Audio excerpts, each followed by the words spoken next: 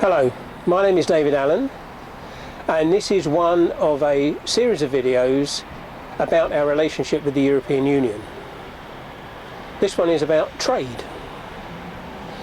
Now, you might think that the European Union is a very complex affair, and integrally it is, but there are a number of aspects about it that can be boiled down to very straightforward and simple principles.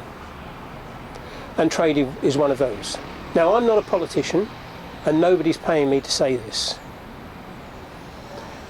When we think about trade, what do we normally think of?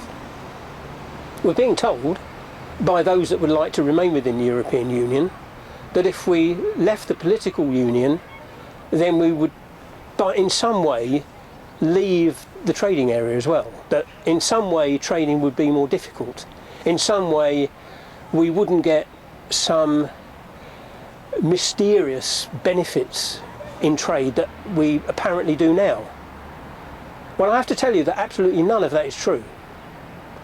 Trade is not between people and a bureaucracy. Trade is between manufacturers, suppliers and buyers. We trade with individual countries. We do not trade with the European Union itself.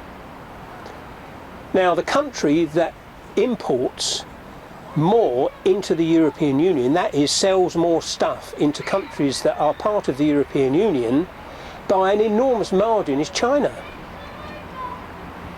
Now, China don't abide by any of the rules of the European Union.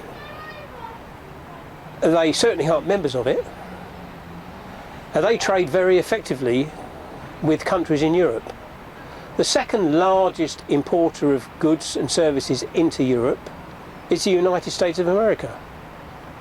Equally, not a member of the European Union.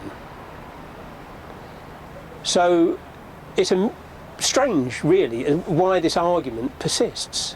Why people who do want us to remain, who do not want us to be self-governing and have control over our own trade, it's a mystery as to why they still persist in presenting this entirely false argument that somehow trade would diminish and somehow jobs would be lost. It is simply scaremongering. They just want to frighten you into staying with the status quo. The status quo, by the way, which is doing us no good whatsoever. If you have ever turned on a television in the last 6 months, you will know that the European Union, its economic situation is dire.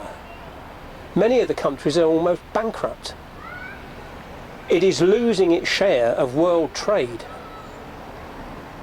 But because we're members, it prevents us from trading with other countries off our own bat.